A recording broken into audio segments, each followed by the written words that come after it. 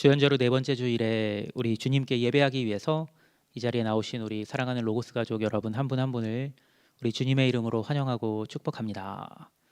네, 지난 주일에는 고린도전서 12장을 본문으로 우리가 말씀을 나누었죠. 다들 기억하시죠? 네, 근데 이어지는 장인 고린도전서 13장이요. 오늘의 성서일과 서신서 본문인 관계로 오늘은 지난 주일 말씀에 이어지는, 그러니까 지난주에 고린도전서 12장에 이어지는 고린도전서 13장의 말씀을 함께 듣고 생각하고 그리고 결단하는 시간을 갖도록 하겠습니다. 네, 아마도 여기 계신 분들은 모두 다 고린도전서 13장의 내용에 익숙하실 거예요. 아까 전에 제가 13장 1절에서 13절까지를 쭉 봉독해 드렸는데 처음 들어보신 분들 안 계시죠? 네, 그렇게 우리한테 고린도전서 13장의 말씀이 익숙한 이유는요. 고린도전서 13장이 교회에서 사랑장이라고 불리면서 애송되는 본문이기 때문입니다. 사랑장 하면 고린도전서 13장, 그리고 믿음장 하면 히브리서 11장 이렇게 우리가 많이 부르죠. 네, 그런데 우리가 그렇게 잘 알고 있다고 생각하는 고린도전서 13장은요. 사실 고린도전서 12장, 그러니까 그 전장 없이는 제대로 이해할 수가 없습니다. 네, 다행히도 우리는 지난 주일에 고린도전서 12장의 말씀을 이미 이 자리에서 나누었죠. 네, 그래서 고린도전서 13장이 오늘의 본문인 고린도전서 13장이 어떠한 맥락에서 사랑을 이야기하고 있는지를 우리는 이해할 준비가 되어 있습니다. 오늘 보면 고린도전서 13장은 이렇게 시작하죠. 내가 사람의 방언과 천사의 말을 할지라도 사랑이 없으면 소리나는 구리와 울리는 꽹과리가 되고, 내가 예언하는 능력이 있어 모든 비밀과 모든 지식을 알고 또 산을 옮길 만한 모든 믿음이 있을지라도 사랑이 없으면 내가 아무것도 아니요. 내가 내게 있는 모든 것으로 구제하고 또 내 몸을 불사르게 내줄지라도 사랑이 없으면 내게 아무 유익이 없느니라.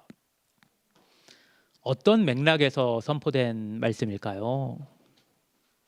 네, 아까 전에 말씀드렸죠. 고린도전서 12장을 알아야지 우리가 지금 고린도전서 13장에서 사랑을 이야기하는 그 맥락을 이해할 수가 있다고요. 지난 주일에 우리가 들여다본 고린도전서 12장에서 고린도 교회에 어떤 문제가 있었다는 사실을 우리는 발견할 수 있었나요? 네, 무슨 문제가 고린도 교회 교인들 사이에 있었습니까? 네, 제가 두 가지 문제를 설명을 드렸어요.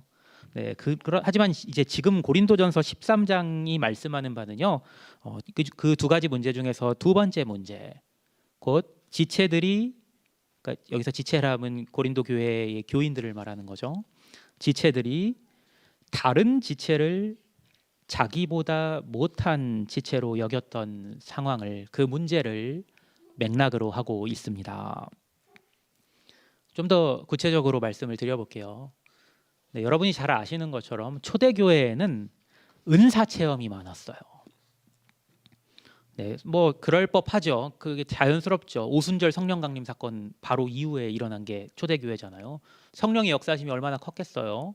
그럼 성령께서 주시는 은사들도 굉장히 많았을 거잖아요. 네, 근데 특별히 고린도 교회 안에는 성령께서 여러 은사들을 이제 여러 교회, 각 교회 교인들에게 다 주셨지만 특별히 고린도 교회 안에는 방언으로 기도하는 사람들이 많았습니다. 그리고 교회 안에 그것을 강조하는 분위기가 자리하고 있었다고 해요. 근데 방언 다 아시죠? 방언이 뭘 말하는지 다 아시죠? 그리고 이 자리에 계신 분들 중에는 방언으로 기도하는 분도 계시리라고 생각합니다. 네, 오해하시지 않도록 제가 먼저 말씀을 드리면은, 방언 기도는 나쁜 걸까요? 좋은 걸까요? 네, 좋은 거죠. 네, 성령께서 주시는 은사잖아요. 성령의 은사 중 하나니까 방언의 은사는 좋은 은사입니다. 그러나 방언의 위험성이 하나 있어요. 그건 뭐냐면요. 그게 방언이 너무 잘 드러나기가 쉽다는 거예요. 네, 방언의 은사의 유익이 여러분은 뭐라고 생각하세요? 네, 여러 유익이 있어요. 하지만 이제 방언의 유익은요, 유익 중 하나는요, 네, 기도를 오래 잘 못하는 사람들의 기도를 돕는 데 있거든요.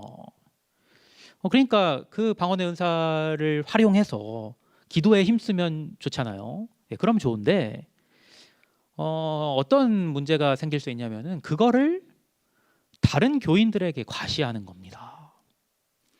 뭐 한마디로 말해서 나 방언으로 기도한다 이거죠. 사람들이 많은 데서 해야 과시가 되잖아요. 네, 고린도 교회에서는요. 이 문제가 얼마나 심각했냐면 심지어 교인들 중에서 방언으로 기도하는 교인들 중에서 예배를 드릴 때 예배 인도자를 무시하고 예배 중간에 방언으로 말하는 사람들이 생겨났었습니다. 그러니까 제가 지금 이렇게 설교 말씀을 전하고 있잖아요.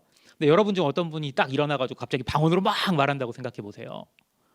네, 그게 문제일까요, 아닐까요?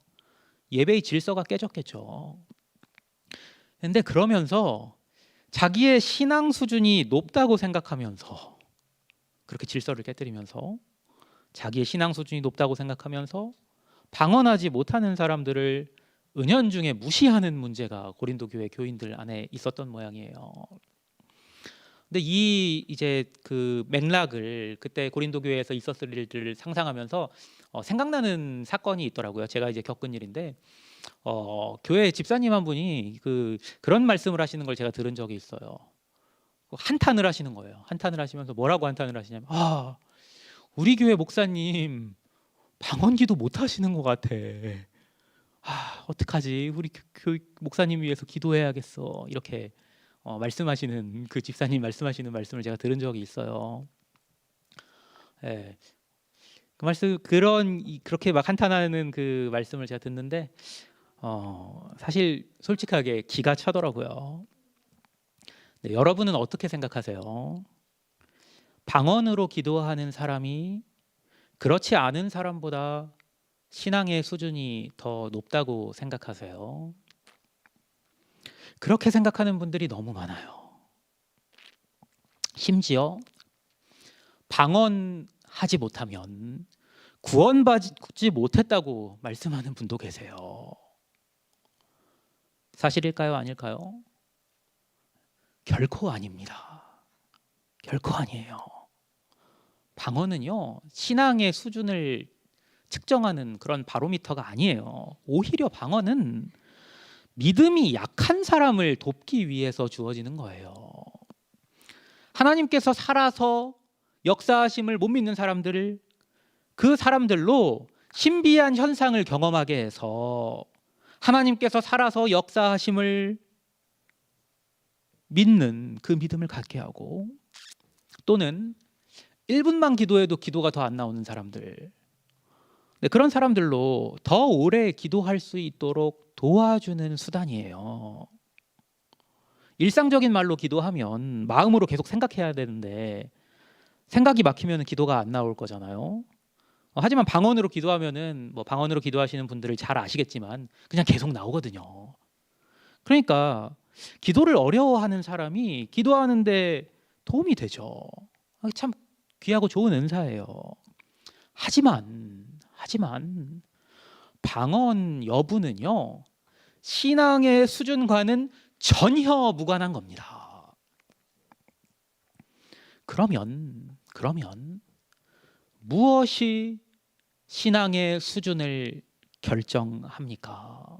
중요한 질문이죠.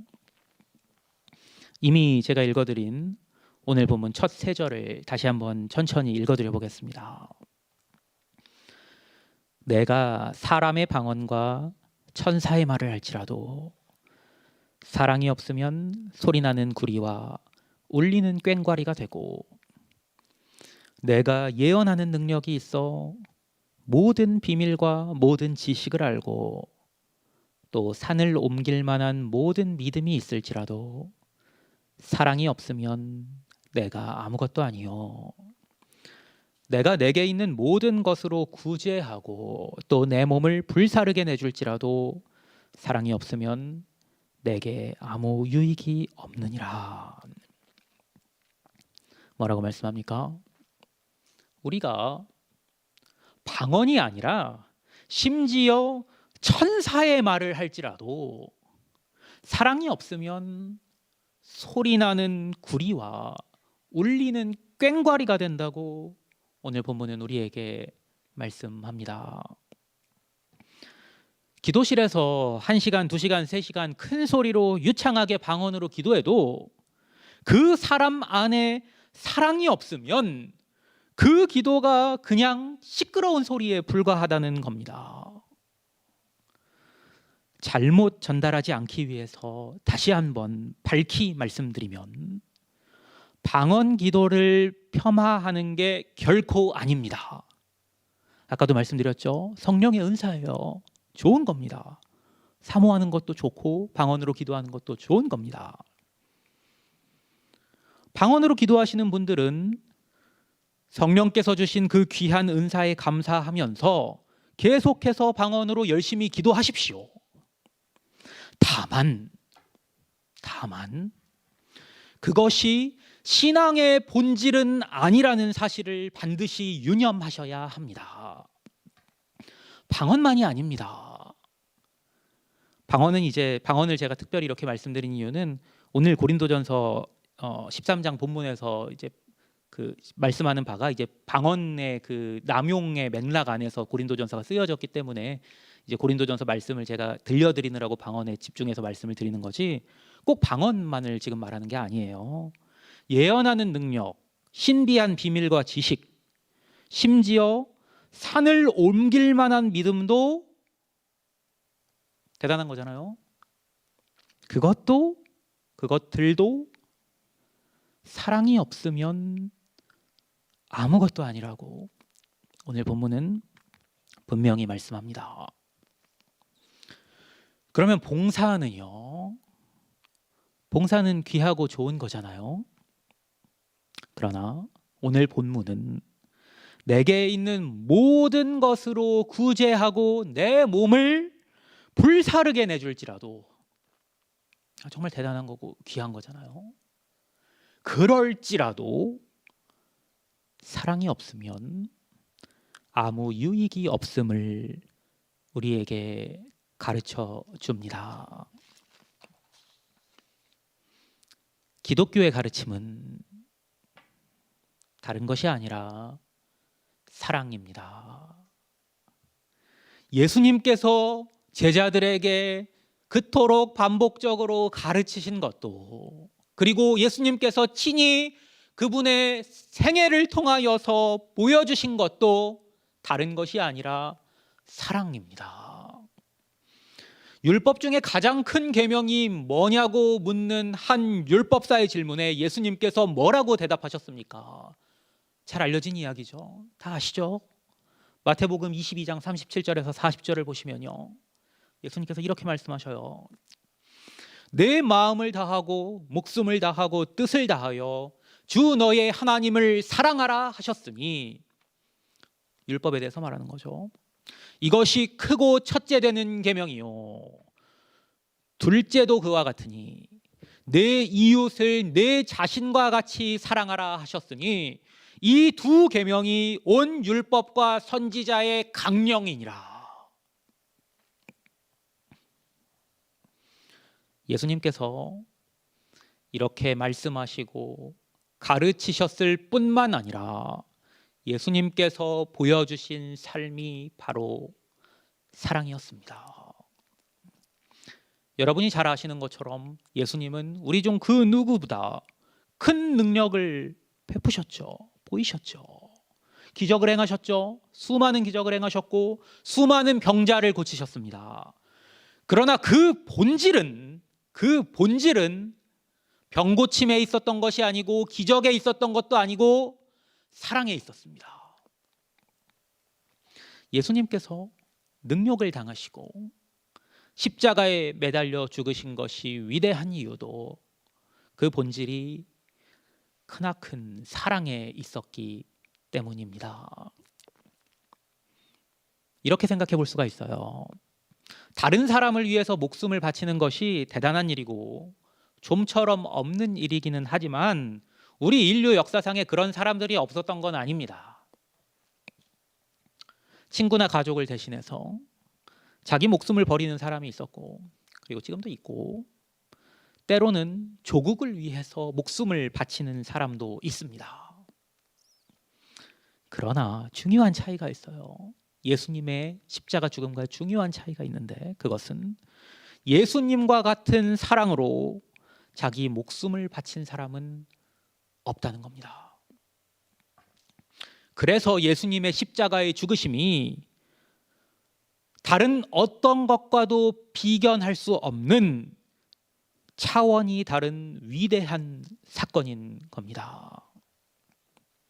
다시 말해서 예수님의 생애를 위대하게 한 것은요, 기적이나 병고침, 구제나 봉사 또는 자기 희생이 아니라 사랑입니다. 사랑으로 기적을 행하셨고 사랑으로 병자를 고치셨기에 그 일들이 참 의미가 있게 되었고, 또한 사랑으로 능욕을 당하셨고, 또한 사랑으로 당신의 목숨을 버리셨기에 십자가가 오늘날까지 우리에게 역사하게 된 것입니다. 그래서 우리는 예수님의 십자가를 생각하며 그분의 사랑을 경험하고, 그리고 그분의 사랑을 통하여서 우리가 하나님께 나아갈 길을 얻게 되는 것입니다. 하지만 사랑이 없으면 모든 것에 아무런 유익이 없습니다. 사랑은 오래 참고, 사랑은 온유하며, 시기하지 아니하며, 사랑은 자랑하지 아니하며, 교만하지 아니하며, 무례히 행하지 아니하며, 자기의 유익을 구하지 아니하며, 성내지 아니하며, 악한 것을 생각하지 아니하며, 불의를 기뻐하지 아니하며, 진리와 함께 기뻐하고, 모든 것을 참으며, 모든 것을 믿으며, 모든 것을 바라며, 모든 것을 견디느니라. 네, 우리 지난 주일에 고린도전서 12장 말씀을 통해서 우리가 나누었던 말씀들 기억하시죠? 고린도전서 12장에서 묘사했던 지체들 간의 분쟁과 대조되지 않나요? 지체들끼리 분쟁하는 그 지체들에게 이렇게 말씀하고 있는 것 같습니다. 너희가 너희에게서 나오는 능력과 지식과 믿음 그리고 봉사를 자랑하면서 스스로를 신령하다고 말하고 또 생각하는데, 너희가 섬기는 예수께서는 너희와는 전혀 다른 모습으로 사셨어. 그분이 가르치셨고 보여주신 건 사랑이야.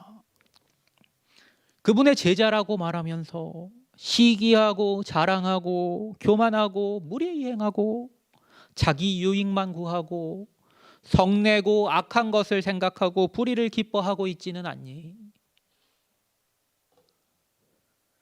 그러면 안 돼.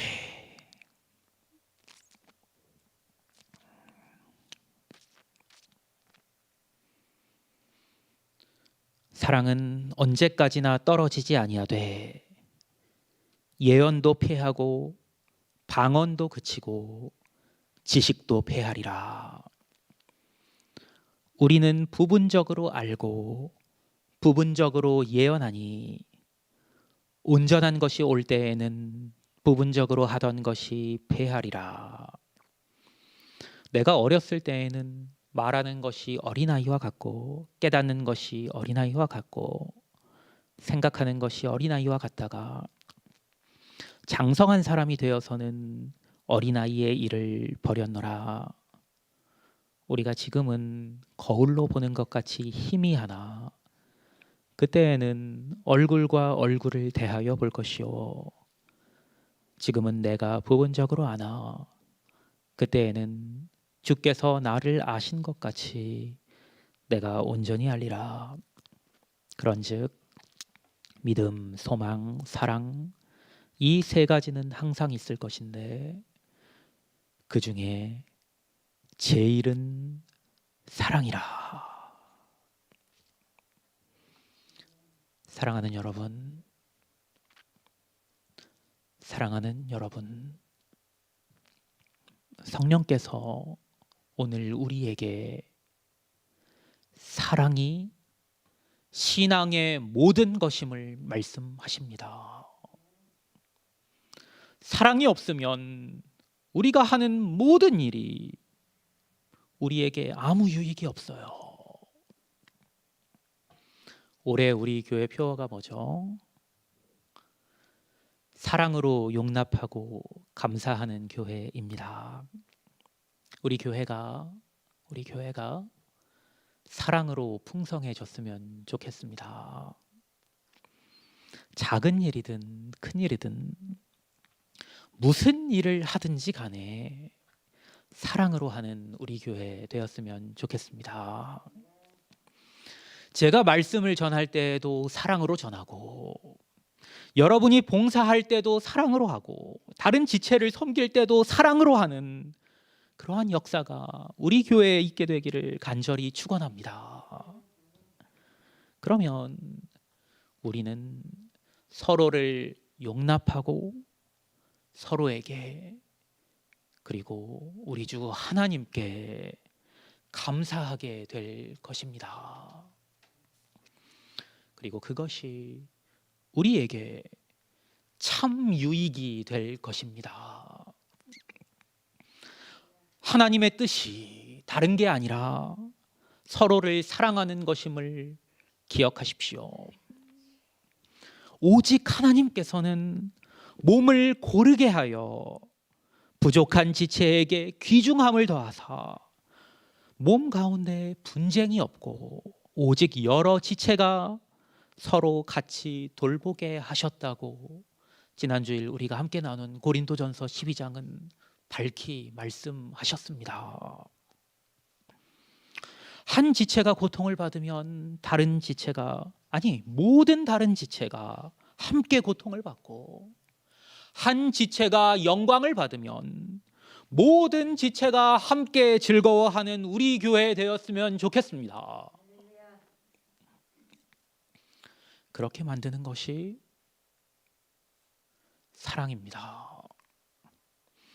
사랑이 우리로 오래 참게 하고 온유하게 하며 시기하지 않게 하며 자랑하지 않게 하며 교만하지 않게 하며 무례히 행치 않게 하며 유익을 구하지 않게 하며, 여기서 유익은 자기 유익이죠. 자기 유익을 구하지 않게 하며 성내지 않게 하며 악한 것을 생각지 않게 하며 불의를 기뻐하지 않게 하며 진리와 함께 기뻐하고 모든 것을 참으며 모든 것을 믿으며 모든 것을 바라며 모든 것을 견디게 하기 때문입니다. 성경이 말씀하는 믿음, 소망, 사랑, 이 세 가지 중에 제1인 사랑의 은사를 간절히 사모하며 또한 간절히 구하는 저와 여러분 되기를 권면을 드립니다. 왜냐하면 그것이 우리 주님께서 친히 우리에게 보여주신 가장 좋은 길이기 때문입니다.